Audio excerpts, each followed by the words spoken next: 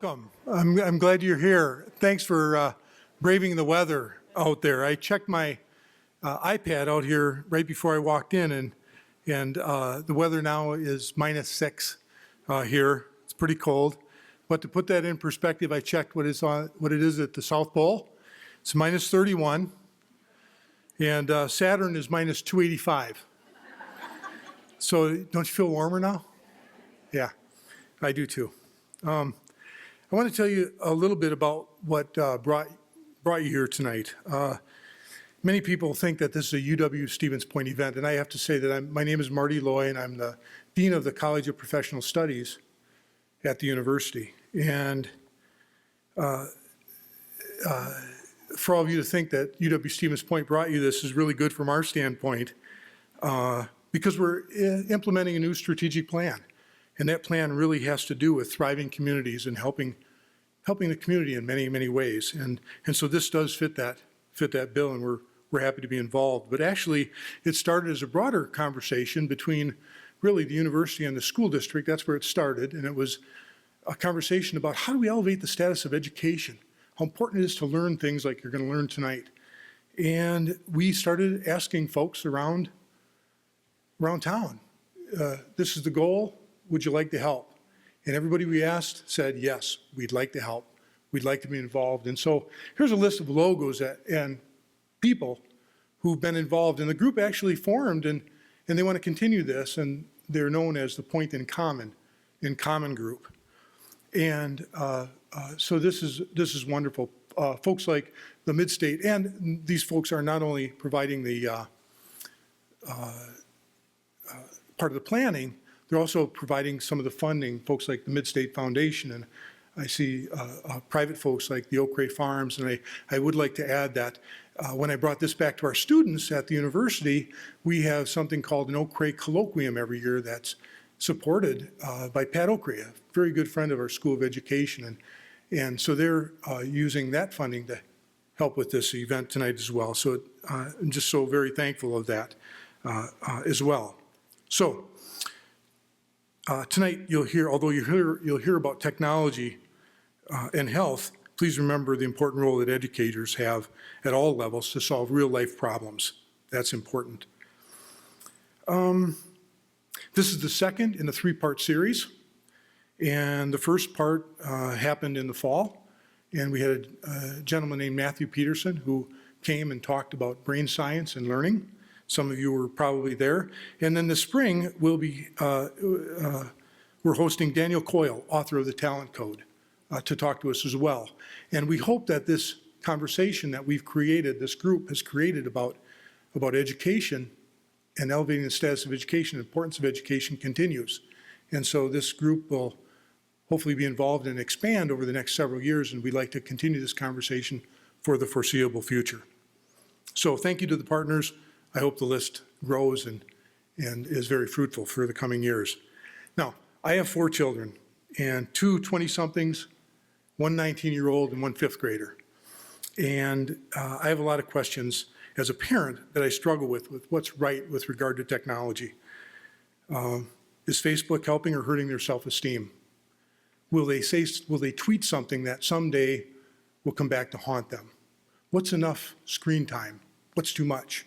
What is it right to have the screen time? So I'm really excited about the topic tonight, and our guest, and so I'm really happy to be able to introduce our guest speaker, Megan Moreno. Now, she's an expert on this, and she recently co-authored a book called Sex, Drugs, and Facebook. And I also learned today that she's a brilliant researcher, she's a physician, and she also has 2 young children as well, and so she truly is an expert at this. Now, Megan is here to help me with my questions and help you with yours. So please welcome Megan Moreno.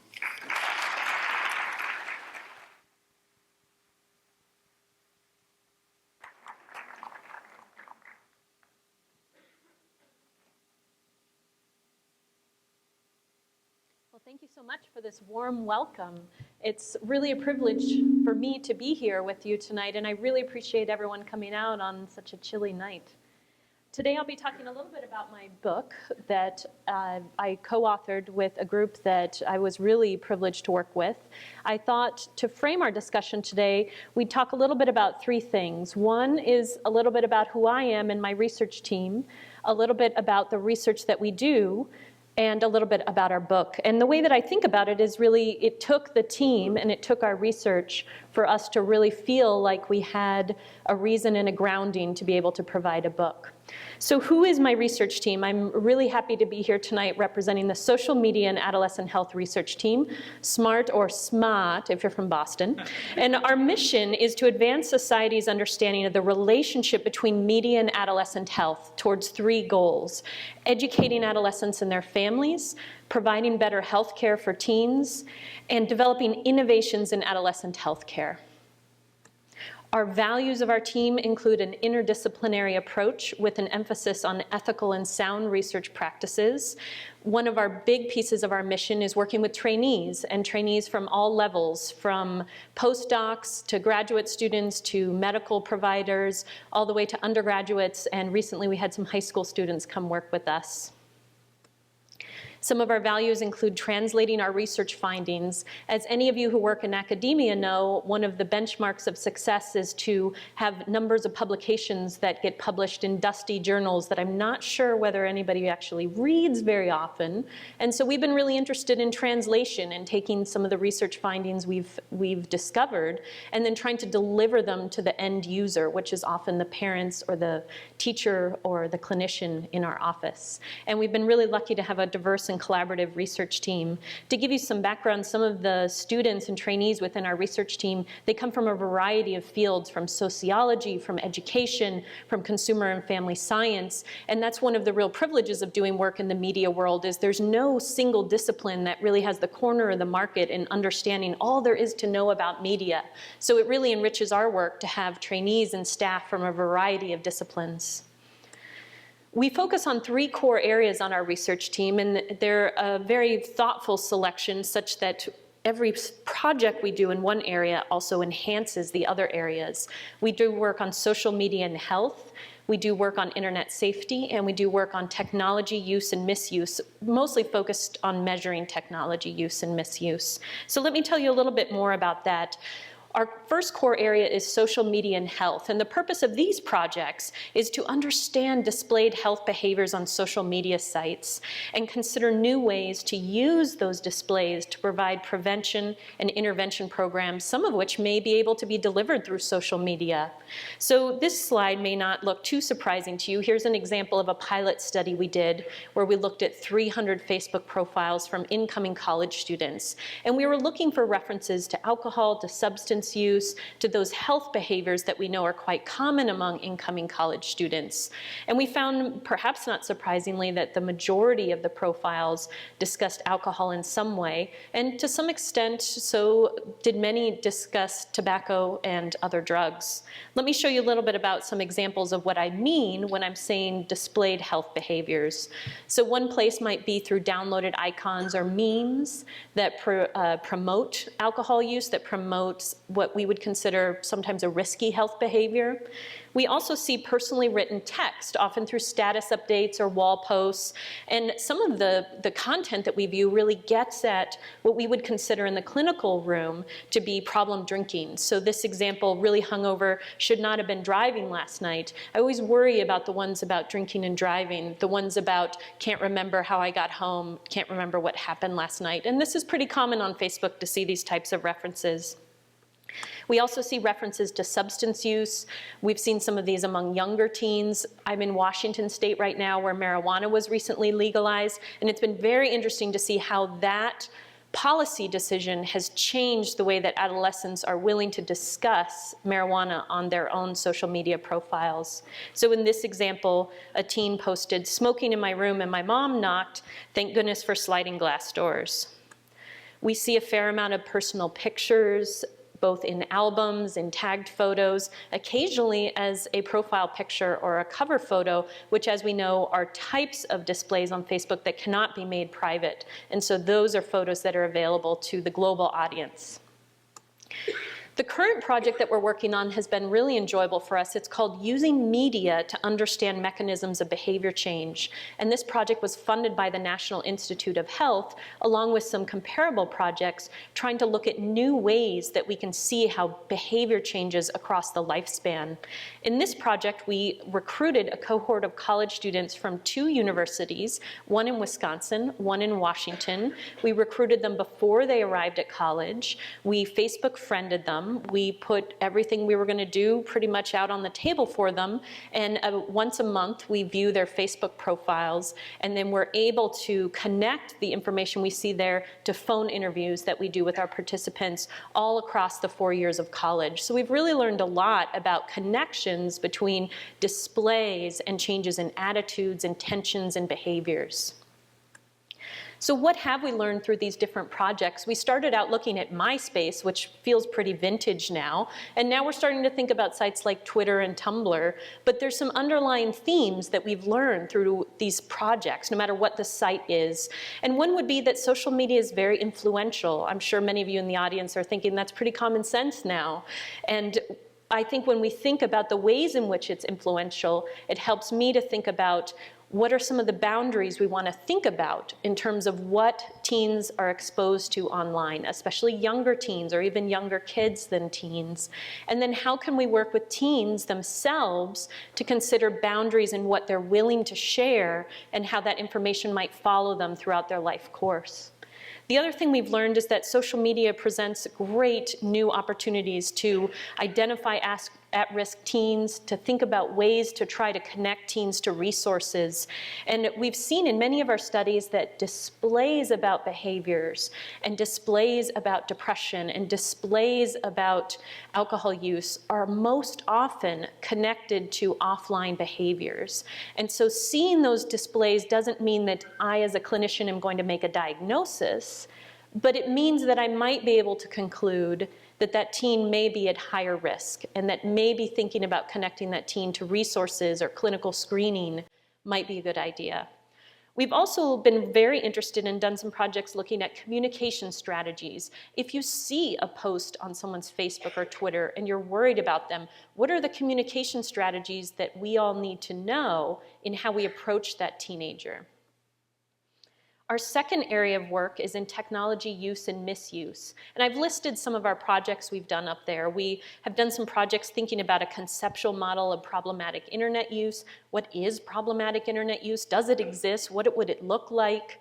We took that conceptual model and created a scale to try to get at identifying teens who might be at risk for problematic internet use. And we did a really fun project where we measured technology use and its impact on health behaviors using something called ecological momentary assessment. And that's where you do little tiny data collections scattered throughout a teenager's day.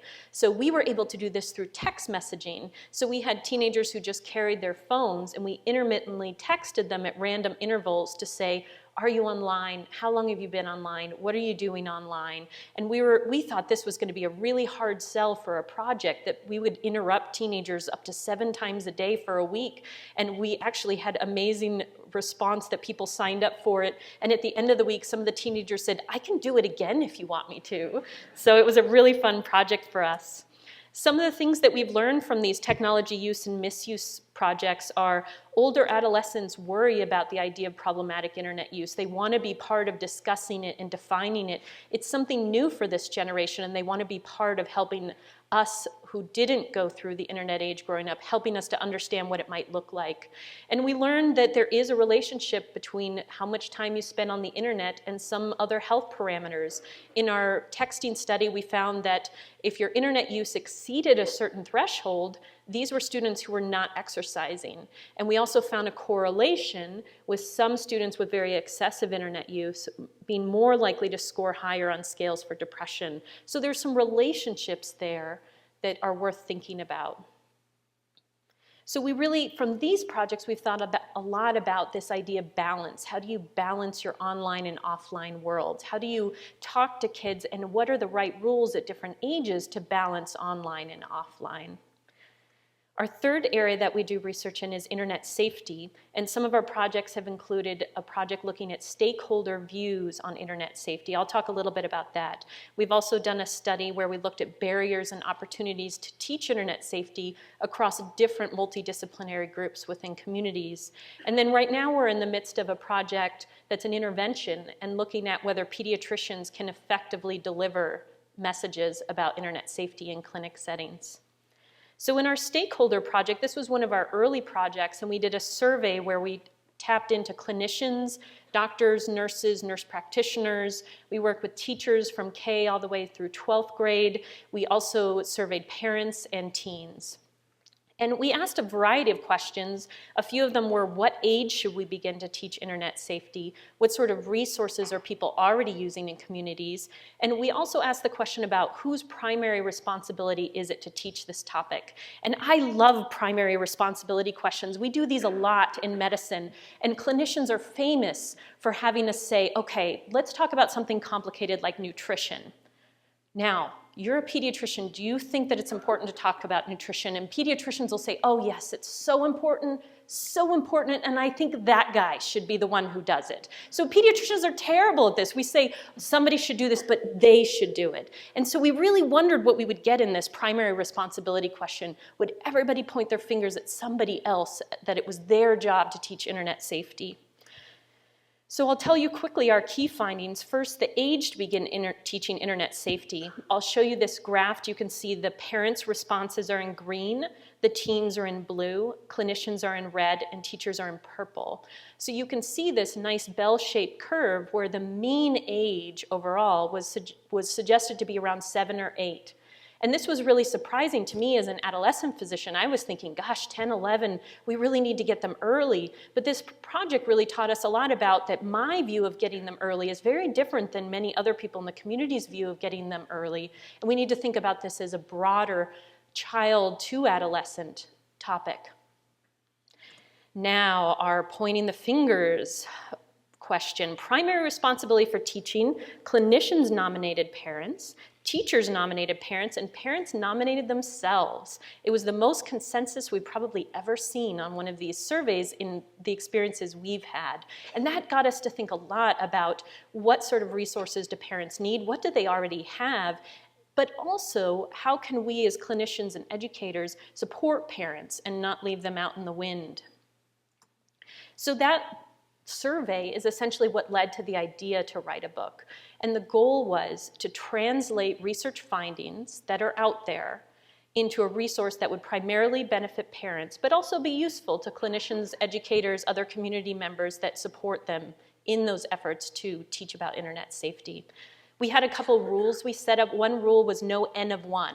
So as a researcher, I call an N of 1 when a kid comes into my clinic and tells me a story about something that happened just to them, and it's a really fantastic story, but it's really just their opinion. The other N of 1 I would think of is, I know when my kids were very young, sometimes I would read parenting books, and my younger daughter had a lot of trouble sleeping, and so I got a lot of parenting books on sleep, and maybe some of you have seen some of these. Some of them are written from a very N of 1 experience, saying, this is what I did for my child and it worked, so therefore it's totally going to work for you because you are exactly like me and so is everybody else. So we didn't want it to be that N of 1. We wanted it to be collaborative. We wanted to bring in voices from people that parents could trust and get a diversity of views within it. We also wanted it to be a balanced perspective with looking at the risks of internet use as well as the many benefits that we know it offers to us as well as our children.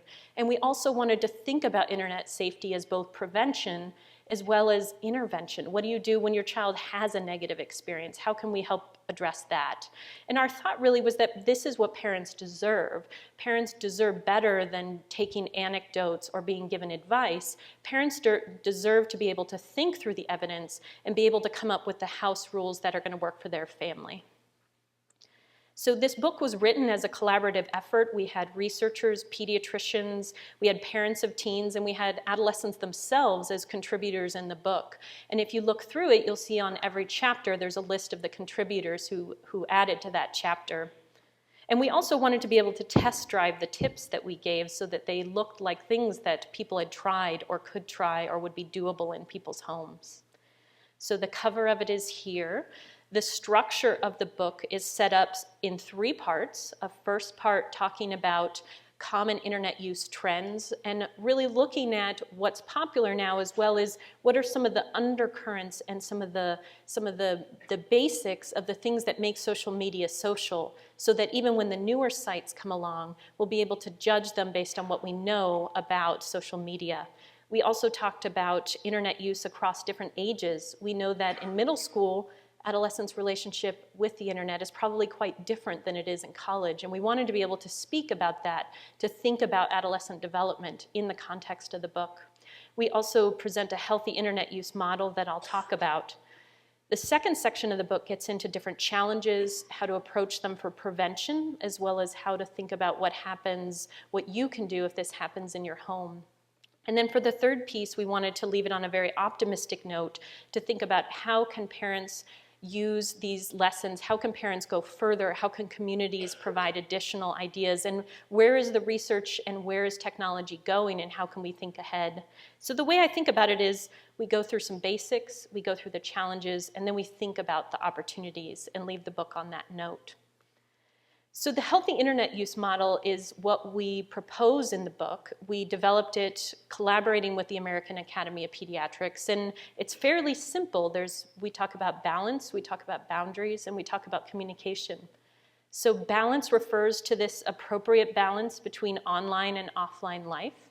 And as part of the project through this having this book come out, I've been really lucky to be able to do some programs with some middle schools, and we've talked with them about what this balance, boundaries, and communication looks like in their home, or what they think it should look like.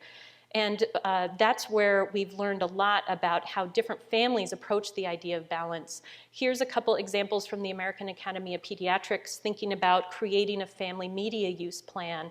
And that sounds very fancy, but in many cases it may be things like setting times that are off limits for media use. So here's an example of a family where family dinner time is off limits for media use, and all the phones go into a drawer. And another idea is a media curfew, where at a certain time at night, all of the devices go off, they go into a drawer, and then people carry on with their evening. To be honest, in my clinic setting, I've found that parents more often have more difficulty with some of these, sometimes than teens. And so I think that's another really unique challenge in this area, is how can we as parents model these different behaviors? So among our middle schoolers, here's some of their ideas for balance. So one says, I think that for every hour online, you should have to read for 1 hour and do something else for another hour. So they want this 2-to-1 ratio, and I thought that was a really great one. Here's another kid who says, I think you should get 3 hours on weeknights and 6 hours on weekends. So as soon as this kid says this, another kid jumps up and says, no way! In my house, we get 1.5 hours on weekdays and 3 hours on weekends. Very different approach. And another kid stood up and said, in my house, we just have to shut everything off at 10 p.m. So 3 different homes, 3 different rules, but 3 sets of kids who pretty clearly know what the rules are in their house. Here's some other ideas on balance from middle school students. We were really impressed at how they were weighing what balance meant and what would count and what doesn't count. So one kid says, well, I think it should be really clear whether TV is included in this. Another kid says, well, we also should be clear that homework doesn't count. So if I'm on the computer doing homework, that shouldn't count as my internet time. Another kid, this I loved, he says, in my house you can only go online if your chores are done and your homework and the dog is walked. And there was a lively discussion on how long you had to walk the dog before you got online. And then one really introspective student said, you know, this should probably be different once we reach high school. And I think that's one thing that makes these rules or approaches so challenging for us as parents is you might come up with a great set of rules for middle school, but in high school, it probably is time to go back to that family dinner table or go back to the drawing board and say, what are the rules going to be now? We're at a different stage of the game. So our second, after balance, we talk about boundaries in the book. And to me, boundaries means 2 things. It refers to setting limits around what sort of information your child is exposed to or seeks online. And it also refers to what sort of information your child is willing to display about themselves online. And this is such a critical and complicated issue. But attention to this issue is great because setting these boundaries early on, what we've seen in our studies and in our clinics is that setting these boundaries early really really is great prevention for many of the internet safety risks we talk about, things like cyberbullying, unwanted predation, posting inappropriate material. Many of these are boundaries issues. And some of the example tips we talk about in the book are setting dates or appointments, if you will, to review your child's Facebook page together. So there are clearly delineated times where you sit down and you look at the page, and what we recommend is asking questions and approaching it in a really inquisitive manner. So here's a couple examples that came out of my clinic. Maybe you're looking at your child's Facebook friend list. Well, here's someone, I haven't heard you mention this friend before. Tell me a little bit about him. That's a great way to get at whether this is someone they know in online or offline life. Another question would be, I see that this friend posted a joke about pot. What do you think about posting about pot on Facebook? What are the upsides? What are the downsides? What do you think Aunt Betty might think of you if she saw that you posted this? Would it change the way she looks at you?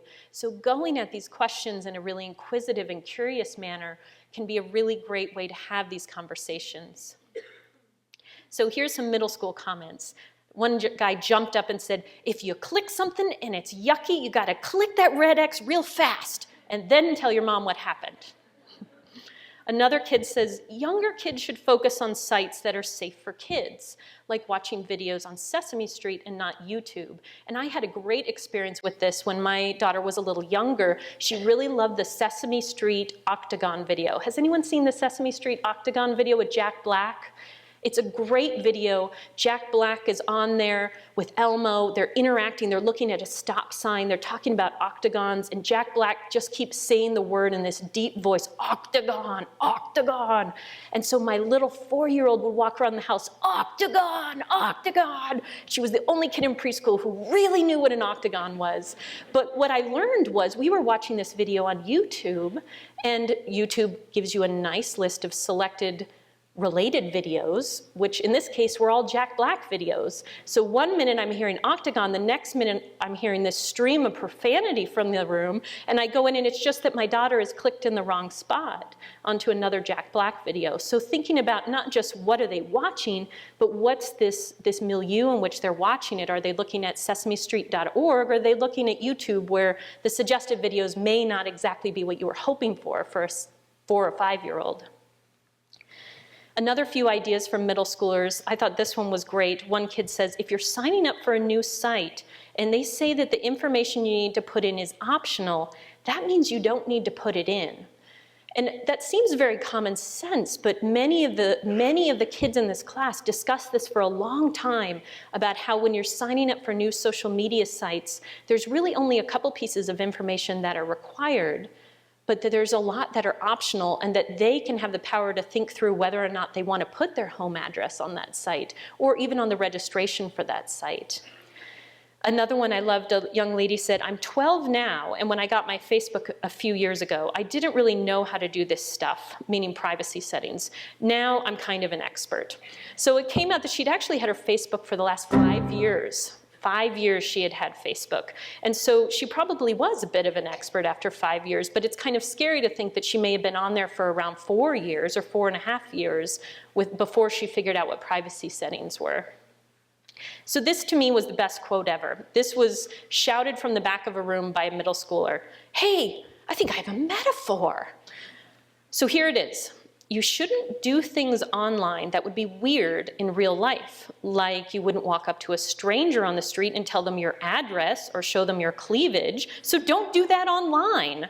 And you wouldn't go looking in a dumpster for something gross just for fun, so don't go looking for gross stuff online. I was about ready to hire her on the spot. I thought it was brilliant.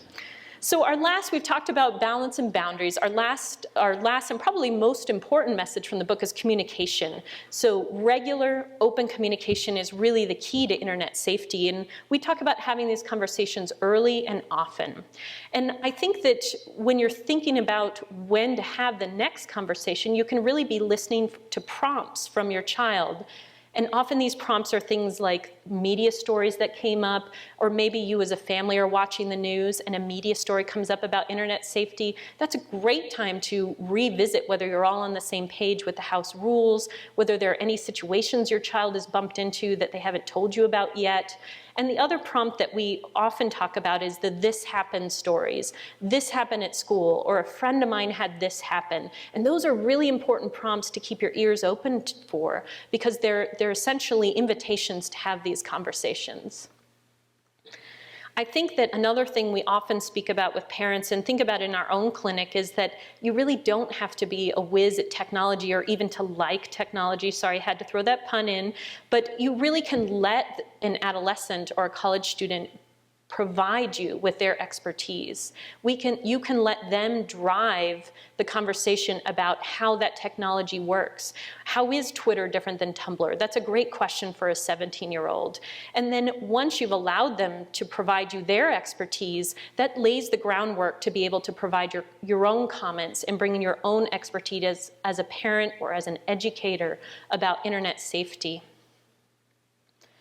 Here's a couple ideas from middle school students. One young man said, "I like it when my dad let me show him how Instagram works. It made me feel important, and it was cool that he liked my photos." So I think that's a great story of a place where a father and son are looking at a new site. They probably have discussions about privacy or safety, but it really meant a lot to this kid that his dad really commented and got a chance to see his photography, which maybe he hadn't seen all of it before. Here's another one from a middle schooler. She said, "My school counselor asks us about our Facebook privacy settings." And some kids were saying, "Oh, is that okay?" And she said, "No, that's okay. I know she cares about us." So she knew that this counselor was talking to her about this because of their relationship, because of caring about them. So it was okay to have that type of conversation. And then one of my favorites is, "I talk to my aunt a lot. She doesn't know much about technology, but she has good advice on life and stuff." And I think that's a great role for aunts. That's a great role for other family members to just be able to talk to them about life lessons and safety and self-respect. That's really a lot of the messages that are important. So some of the risks that we cover in talking through topics in the book are many of the topics that have come across our way in research or in clinical work. We talk about cyberbullying. We talk about the influence of risk behaviors posted on social media. We talk about exposure to inappropriate content. Problematic internet use is a newer, hotter area that we give some attention to. We talk about online identity and the concept of the digital footprint that will follow you throughout your life. And then we talk about some of the special health concerns that come up in our clinical neck of the woods: exposure to content, boundaries, interactions around topics such as sex, mental health, such as depression, fitness, and eating disorders. So I'd like to leave you with the thought that you know much more than you think. And if you think about the paradigm of safety that many of us grew up with, there were a set of rules. And those rules included things like don't talk to strangers, I want to know who your friends are, come home right after school, meaning don't hang around in unsupervised places, and if a bully picks on you, you can come to me. And I would make the case that even in the internet safety realm of 2014, most of those rules are pretty much direct translations. Don't talk to strangers online. I want to know who your friends and your Facebook friends are. Come home right after school, which some of our teens have told us they interpret to say, don't hang out in unsupervised places and unmoderated chat rooms and places like that. And other teens have told us they interpret this to mean, if you click on something you don't like, quickly click on that home symbol and get back to your home page. And then similarly, if a bully picks on you, you can come to me. So today I've talked a little bit about my research team. I've talked a little bit about some of our core areas of research and how they influenced our thoughts on providing a book. And I've talked a little bit about some of the foundations of our book. If this is a topic that resonates with you, and if you've always been looking for a reason to come to Seattle, I would welcome you to come out for our first SMART conference this summer, where our focus is on using social media to improve health, to catalyze research, and to empower communities. So I would be remiss as a social media researcher not to put all of our various links to various things. And I look forward to the next portion of the program. Thank you so much.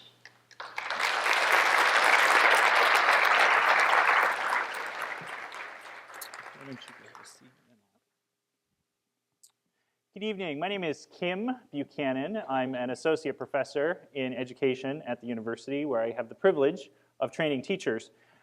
I'm one of the people who helped put together tonight's program at the awesome Century Theater. Thank you, Century, for hosting us.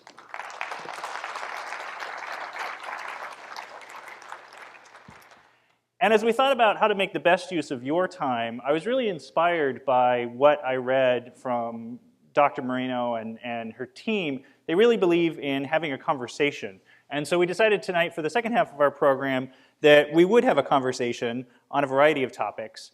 And in advance, we would elicit some questions from people in the community. So as you'll see, we have a series of questions recorded, and Dr. Moreno and I are going to have a conversation about social media. We're going to get social with social media.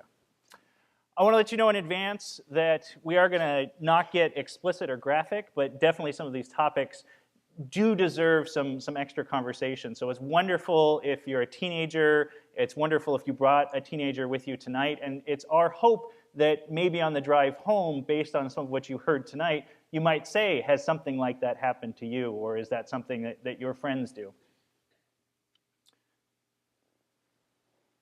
Dr. Moreno and I share a lot of cautious excitement about the internet and about the technology, that it should be part of young people's lives. It should be part of our lives as adults. But talk to us a little bit about this idea of balance and how we can teach young people to balance the use of social media with the other kinds of activities that you think are healthy for children. Well, I think one thing to keep in mind is adolescence is this amazing time of development, right? It's a great time of it's physical development, fine motor development, cognitive development. And so in order to progress through adolescence into being a happy, healthy adult, you need to be able to exercise yourself in all those different areas. And so working with the internet provides you this scope of expertise and exposure to new material, exposure to new cultures, new ideas.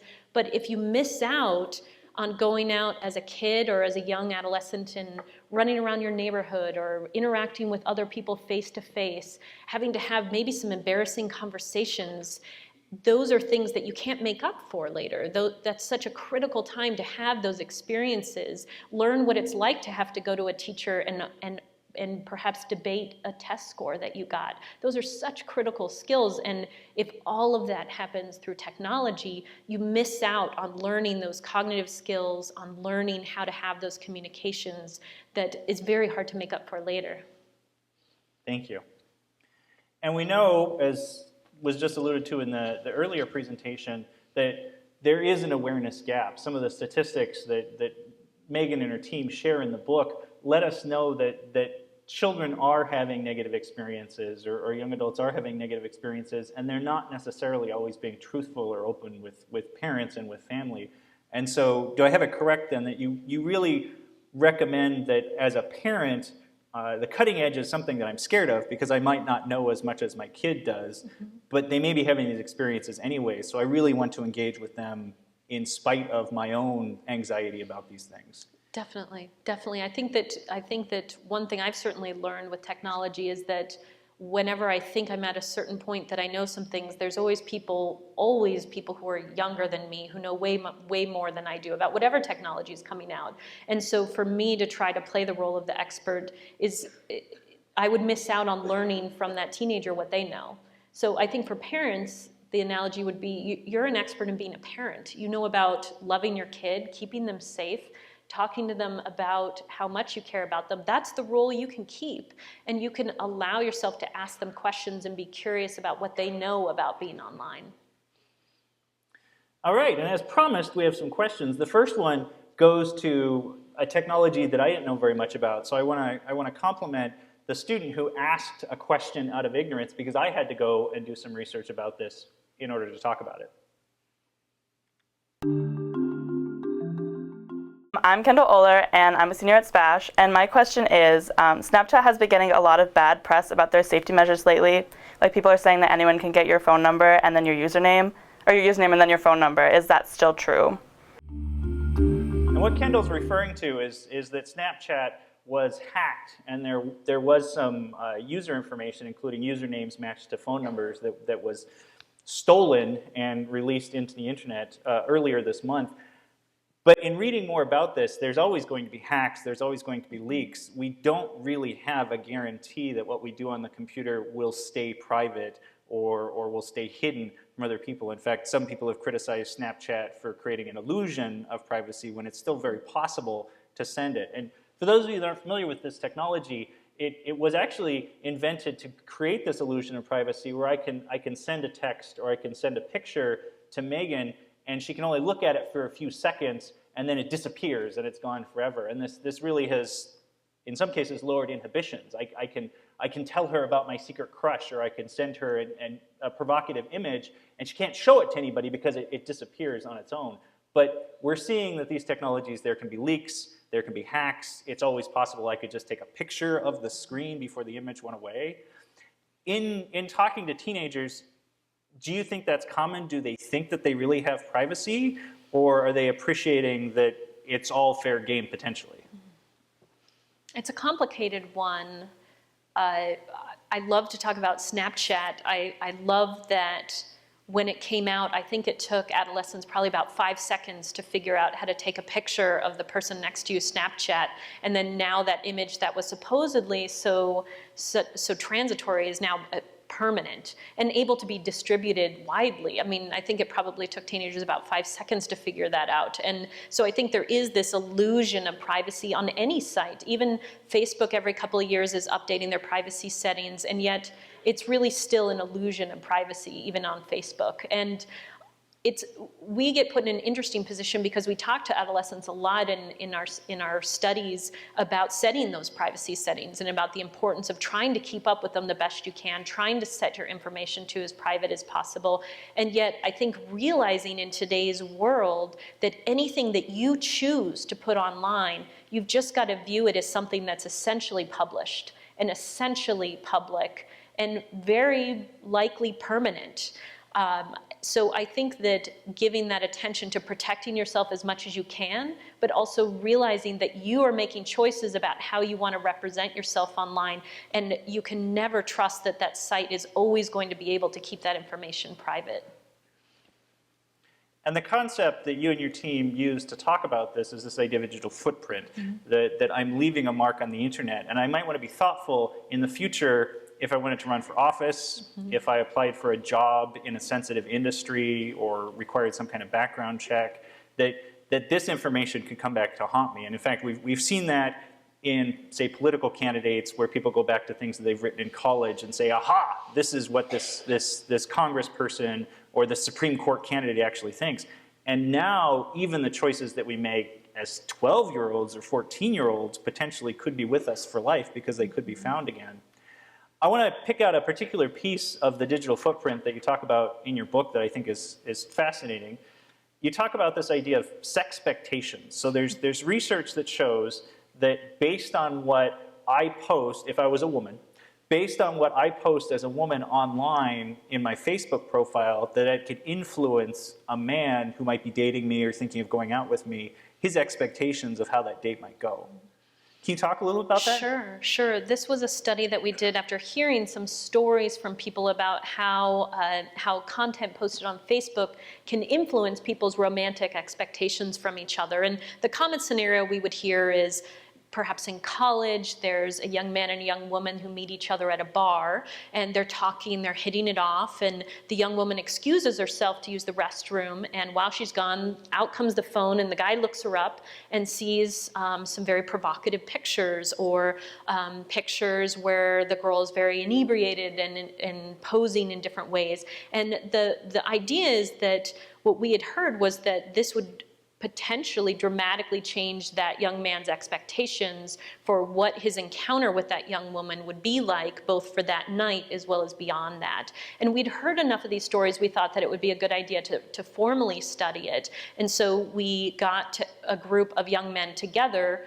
We set up the study in a way that privacy was very protected. We actually trained a young man who was the same age to be able to help collect the data so that things felt very safe. And what we learned was that men really talked about that this was a common phenomenon, and it was a very thoughtful conversation that we heard from men, that they talked about an understanding that if you meet a wonderful, witty, intelligent woman, you know that Facebook is only showing you a tiny fraction of who she is.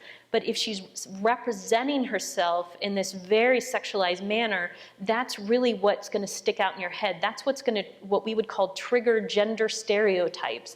That's what's going to get you thinking about her in this way that it's very hard to back away from once you've seen that type of images. And this really alarmed us because I think that quite often people aren't aware of those ramifications in those ways that your own content might trigger those stereotypes that aren't about who you really are. And so this was a study that was really eye-opening to us, that even though people could balance the idea that Facebook is only this tiny sliver of who a person is, if the way that person is chosen to show you who they are on that site, that has a profound influence on how you view that person. And Dr. Moreno and I both want to be clear, none of that should sound like blaming a victim of any kind of assault or date rape. But there's an ambiguity possibility in if that's how I'm choosing to present myself in one context, maybe that's true for me. Right. Right. And relationships are complicated no matter what. So when you add in data that seems incongruous with what you're seeing in front of you, it gets harder to parse out who that person is. We have another question. Hi, my name is Sarah O'Donnell. I am the Administrative and Public Relations Coordinator for the Stevens Point Area Public School District. I'm also a mom of 3. I have a 5th grader, a 2nd grader, and a kindergartner. One of the things that I worry about is showing my kids healthy habits when it comes to use of technology. A lot of the work that I do involves screens, computers, iPads, even my phone. So they see me on those devices a lot. I want to model good behavior for them, not just work-life balance, but also how we use that technology. They have a hard time telling a difference because when they are on their devices, it's typically for play. So I think they assume that when mommy's on devices, it's also for play. So I'm looking for some language or some suggestion on how we model good behavior as parents for our children. And this touches on your work on problematic internet use and helping young people form good habits. So what would you say to Sarah about how to have that conversation with her children? I think that's a great question, and I think that's getting at some of the younger kids too, where it's harder to figure out how to set some of those early role modeling. I think one thing that we've seen be successful among younger kids is for parents to verbalize a little bit about what they're thinking when they're picking up and putting down devices. I think that we as parents often do that sort of verbalizing in other things in life. So for example, maybe if you're in the kitchen with your child and there's a knife on the counter, you might say to your child, I see there's a knife on the counter. I'm going to put it in the drawer because that's not something that's safe to have out here. Or maybe you're cooking with your child and you're saying, look, I'm going to be putting these greens into the salad. Aren't greens wonderful? Aren't they? Aren't you excited to eat these? There's a lot of verbalization that we do with our kids and role modeling. And I think that we can think about taking that in the technology world. I've seen great role modeling by parents who will say, I'm home from work now. I'm going to put my phone in this drawer so that I'm not interrupted when I'm talking with you about your day. Or alternatively, maybe a parent who says, you know, Daddy's going to be calling later today to let us know what time he gets home. I'm going to keep my phone here, and if it rings, you might see me check it to make sure whether or not it's Daddy.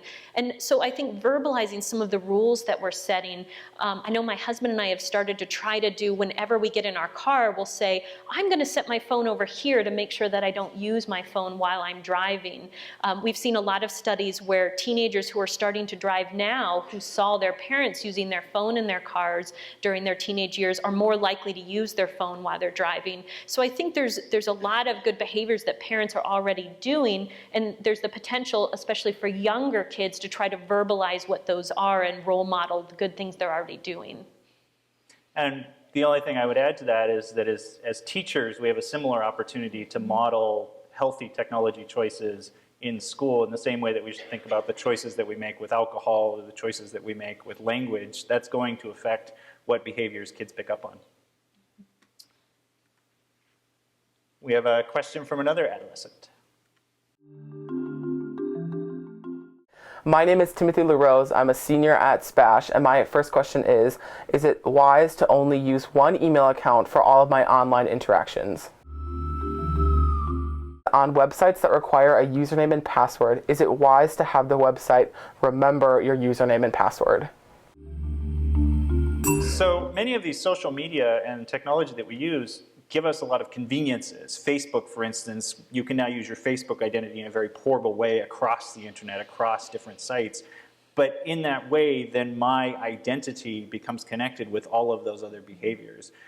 By the way, another tip while we're on this page, when people use one email account, that's not as big a security risk. Where people run into problems is we like one password and we use that password on lots and lots of different sites. And then if it's hacked on one site, it becomes possible to use that password elsewhere. So use different passwords on different sites.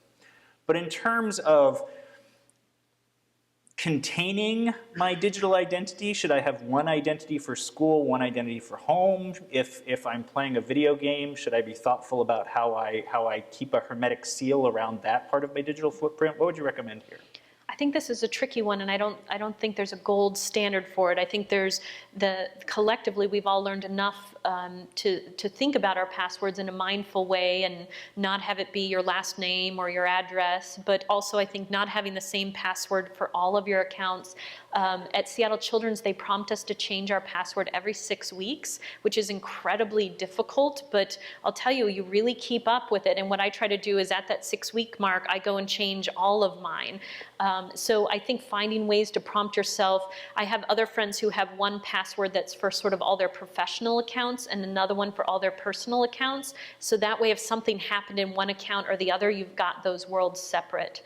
For adolescents, it's a little trickier. I think many of us as adults have maybe a personal Facebook page and maybe a professional one, depending on what your job is and what the expectations are for whether you're in the social media world. In medicine, there's a lot of debate now on whether it's appropriate, for example, to Facebook friends your patients, or alternatively, Facebook friend your patient's parents. So I think that's prompted many people to develop a Facebook identity that's purely professional and one that's purely personal. When you're an adolescent, that's trickier because your professional and personal are usually tied together. But I think being mindful that if you're going into a game setting or something where you're really going in there with the purpose of being somebody different than who you are, then it might be worth thinking about what accounts you tie that identity to and how you represent yourself. We have another question from a parent. Hi, my name is Mara Hull. I am a student, a parent, and a future educator. I am the parent of a 2-year-old, and he is incredible. I think he's going to be not challenged enough in school, and I notice that teachers are gearing more towards technology. Do you think that technology is going to help with the differentiation so that students can learn more at their own pace? And this is a great question because it allows us a chance to change tone for a minute and emphasize that there's a lot of value and potential benefit to social media and technology.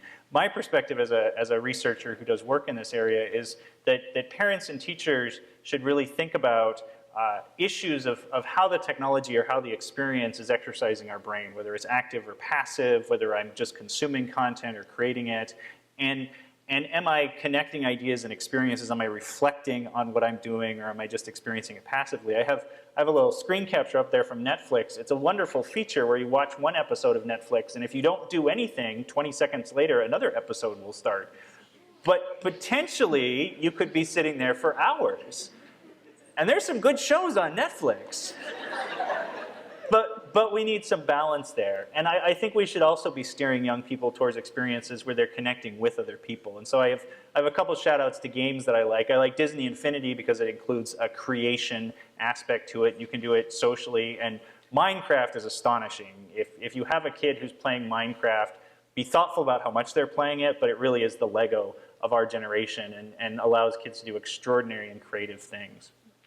Anything you want to add to Mara's question about technology and her kid? I completely agree, and I think that sometimes as a parent I'm staggered by little hidden things that kids pick up from games, even in positive ways. My younger daughter really likes Angry Birds, along with the other 10 million people who like Angry Birds, but you know, she talks to us about physics now. She doesn't know she's talking about physics, but you know, if we're sitting at the dinner table and she wants to launch a pea at her other sister, which happens a lot, I mean, you can really see her and she'll talk about kind of, I have to get this angle right, and so I think that there's these little lessons about how the world works that are hidden in many of these games and experiences. And I think my other example would be what we often hear is kids who are learning tools that are complex and difficult to see two-dimensional. That might include cooking, that might include knitting or weaving, that might include playing an instrument. One I learned today from you all is braiding hair. You can teach a kid an amazing amount from logging onto something like YouTube and showing a kid a video on how to do a French braid, showing a kid a video. My daughter wanted to get a star fruit, and none of us had any idea what to do with it. So we looked on YouTube, how do you cut up a star fruit? And we found a video that linked to that. So it really opens the door to learning things that are so much more accessible when you can see them on camera rather than in a textbook. But at the same time, we need to be mindful about what we're teaching. And I think that as teachers, we have a responsibility to explore what some of the potential and possibilities are of these technologies. Now, I mentioned the value of social play or experiencing social media with other people, and that really begs the next question in a nice way. Hi, my name is Cassandra Schick. I'm a future educator studying here at UWSP. A question I have is, with Facebook, it's very common for students to have 500 plus friends. I'm a guilty culprit of having about 550 friends, but most of them are family, and it's a way for us to keep in touch. But I feel like a lot of our adolescents and high school students are stuck in this rut of, I have so many friends on Facebook, why don't I have that many friends in real life? And I'm wondering how you feel that will affect their self-esteem and confidence. How would you answer, Cassandra? That's a great question. I get that question in clinic sometimes from our teenage patients. So there's a couple different types of ties that we all have in this world. There's strong ties that we have with parents, with family, with really good friends. I think many people often think back to friends they've had from childhood. Those are our strong ties. Those are so necessary because those are the people that pick us up when we're down. Those are the people that stick with us. Then there's a lot of loose ties, and loose ties might be your neighbor 2 blocks over that you see when you're walking your dog. That might be an array of students within your school or your community or your work. And loose ties are really important as well. They help us learn different things. They might be different types of people than are within our close friend network. And so when I think about translating that onto people's Facebook friend lists are a place for often collecting loose ties. But if you have a large collection of loose ties and don't have those close ties, you really have what sometimes in academia people will call an impoverished social network. Now, I love that term of impoverished because it really gets at the idea that you're missing out on something that would really enrich your life. And so I worry about the teens who have 500 friends and no close friends. And I equally worry about people who have really close, and one thing that's important is as people get older is keeping in touch with those loose ties. So when we get to adults on Facebook, often Facebook for adults becomes a place to reconnect with a lot of loose ties, which can be really important as you get older. So I think it's really, again, this balance of having the close ties, having the good friends, but also having a place to enjoy keeping in touch with looser ties. And balancing online socialization and online relationship building with face-to-face experiences and face-to-face relationship building. Definitely. And again, Dr. Moreno and I see social media as a potential asset. I think about a student coming out of my class, maybe feeling very disappointed in their performance. My feedback may have been very negative, but they log into Facebook and 3 or 4 of their friends say, no, that was an anomaly. You're actually really good at this. You're going to be successful as a teacher. You just had a bad day. We can all sort of fill each other's bucket. And we've had some conversations today about how it also, for students who might be in remote areas or students whose families move a lot, these social networks can really give them the ties they need to get through some hard times. I think that's very true. And in some of the work that we do around depression, we often see that people who maybe have trouble going up to loose or close ties and saying, boy, I'm having a day that I'm really struggling. For some of those people, social media is a place to post that I'm having a rough day. And in one of our favorite anecdotes from a study was a really profoundly depressed college student who was a male and had a lot of trouble letting people know when he was struggling. And he had posted, hey, really, really having a rough day, really struggling to get out of bed. And the comment that popped up about 10 seconds later was, I'm coming over and I'm bringing the Xbox. And that student said to us, this was exactly what I wanted. I don't want a bunch of likes and comments. I want someone to come out and say, I'm coming over and I'm bringing the Xbox. So I think that illustrates the way that social media can be a bridge to getting those interpersonal connections and face-to-face communication that you're really looking for.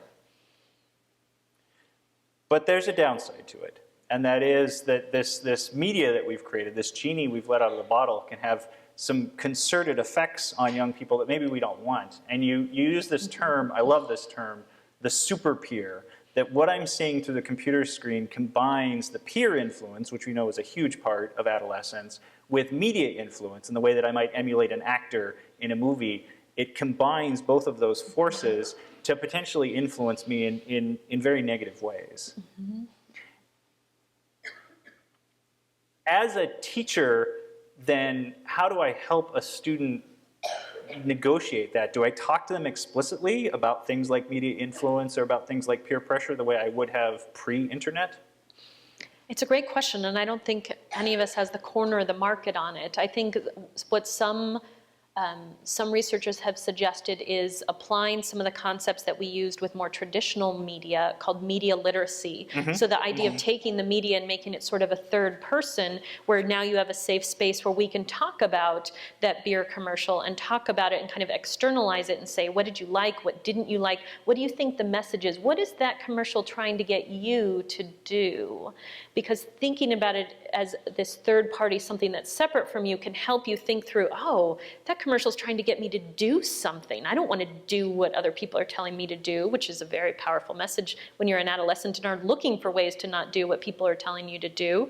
And I think it's more challenging when it's a peer you know at school. Mm-hmm. But I think, again, trying to step back from that message and having a discussion about, what are the pieces of this person that you want to be like? What are the pieces of it that you wouldn't want to? And how do we think about who you are as a person and what decisions you want to make?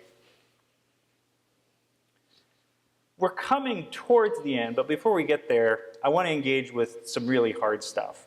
You alluded to this, these bad neighborhoods, where I would tell my kid, you don't want to go there. I could find content that's specifically designed to offend or startle me. People create content hoping to perhaps trigger my gag reflex. There's content that promotes risky behavior. There's even content that promotes what I would consider self-harm behavior. So, for example, websites that promote eating disorders as a lifestyle choice rather than what I see as a self-harm behavior. And you've got that great quote about you wouldn't go looking in a dumpster for something gross just for fun. I think we need to prepare students for the possibility of ending up in a bad neighborhood. And I want to tell a story to put this in context and then get your response to it. There's this phenomenon on the internet called trolling. And it's where I decide that instead of playing the game to win the game, I will see if I can make somebody else angry. Perhaps even angry enough that they quit. So whether I insult them based on their gender or based on their race or how they're playing the game or whatever, or I pretend to believe something about politics that's going to make somebody else angry, I want to get a reaction from somebody else. I want to manipulate their emotions, possibly using deception in the case of perhaps misrepresenting my beliefs just to make you angry. This is the story of Megan Meyer. She was 13 years old.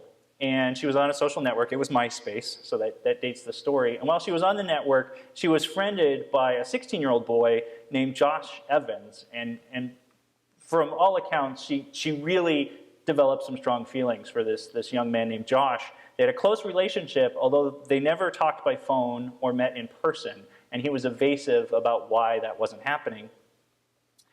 And one day, Josh pivoted. He really changed how he was talking to Megan, and he started criticizing her, and he also started sharing some of the messages that she had shared with him in confidence Josh started sharing those messages with a wider circle and really violating her trust there.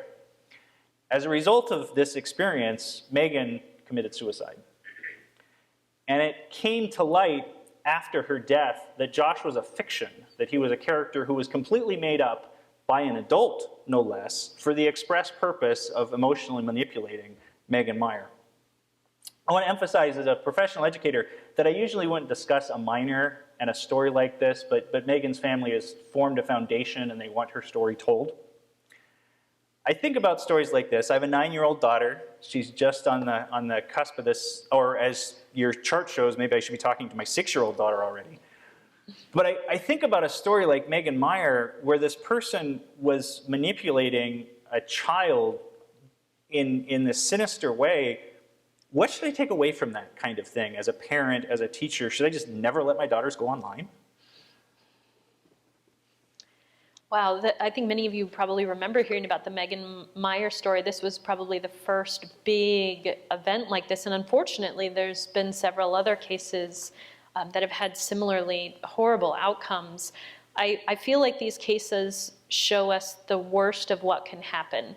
And I think that one of the take-homes from this case is that at the time it was happening, during the MySpace era, there was still kind of this disconnect with the idea that what happened online stayed online. What happened online was a different world where you could be this different person and that it didn't count in the offline world. And I think this case really helped us to see that that's not the world we're living in. The online, these are connected into this one real world where we're functioning. And so I think this case was one of the first times that we all woke up and said, oh my goodness, this is really a strong connection with what she felt, with what was going on online. This case also makes me think of that metaphor of, what would you do in offline life, and would that be okay offline? Why would you do it online? So I think about kids who have some kid walk up to them at school and say a mean thing. It's often pretty acceptable for them to either go talk to a counselor at school or their teacher or their parent and say, oh my gosh, this kid walked up to me and said I'm ugly and fat and stupid. And they have those adult role models to say, oh my gosh, what a mean thing that kid did. I don't think of you that way at all. But I think what we need to do is lower that barrier so that if kids are being approached with these comments online, that they feel just as open to come and talk to us about how they feel about them. And they're deserving of just as much consolation in talking through as if it happened in the offline world. And that's a great message, I think, for teachers, that we want to get the word out that if something's happening to you in person, online, wherever, that we are approachable, we have an open door, and we do care about you. I want to help you get through that. In the interest of time, I'm going to skip a few slides. I want to thank everybody who contributed questions to tonight's event. It was hard to pick the ones we would actually cover, but we don't want to be respectful of people's time, so we're going to start wrapping up. We want to wrap up with this idea of really the importance of conversation and dialogue in addressing these issues. So conversations between teachers and students, and conversations between parents, guardians, family, and their children.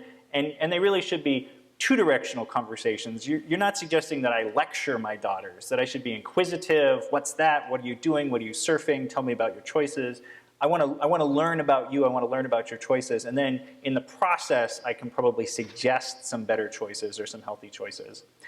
And I also read in the book, and I love this as a technology researcher, that in fact what we hear from adolescents and young adults is that they want us to reach out, and in fact they want us to reach out in a more intimate way. That if they saw something on Facebook that was troubling, they'd appreciate, if I as a parent saw something on Facebook that my kid posted, my kid wants me to call or even have a face-to-face conversation to be connected to them. I want to praise our audience for being here tonight. If you're a parent or a teacher or you work in the community with young people, you made a big step by being here. Before we finish, what's your thinking on that call me on the phone or talk to me in person? Don't just post something on Facebook. It kind of goes back to, I'm going to bring my Xbox over to help you. Are we craving a deeper human connection during those periods of distress? I think one thing that we learned from our wonderful Xbox friend is that he wanted those loose ties of people If you post on Facebook that you're having the worst day of your life, and within 10 minutes you've got 20 comments saying, I hope you're okay, you feel better. But what you also, that's your loose ties. That's immediate gratification. But what you really need is that best friend to come over and bring their Xbox and sit with you for the rest of the day and really talk with you. So I think that balance of using this as a tool to reach out and get some social support from some loose ties, but really what you need is that strong tie, that family member or that good friend to come and spend some time with you. That's really what helps you get through those tough times. And that fits with what you've said and you've written, that this is emerging technology, and so in some cases we should fall back on our instincts as parents or as caregivers, that a touch, a hug, a face-to-face conversation, the stuff we already know how to do, that's still the Band-Aid to the boo-boo. Yes, I agree.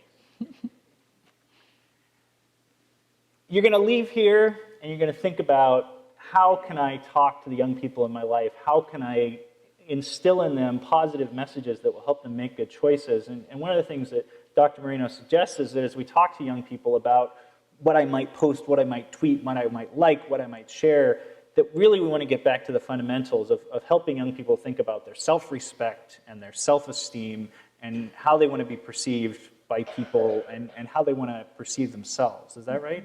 Yeah, I completely agree.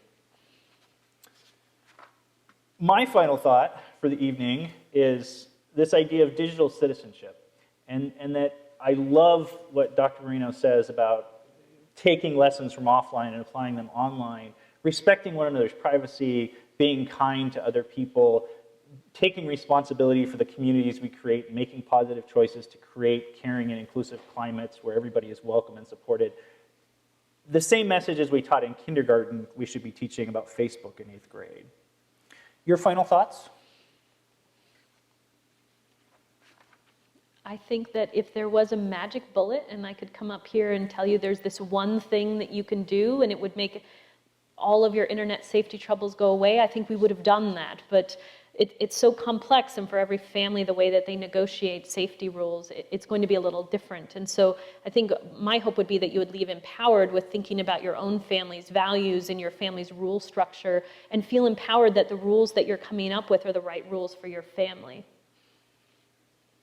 Well, we want to thank Megan for being here. We want to thank the audience for caring about young people and wanting to help them stay healthy.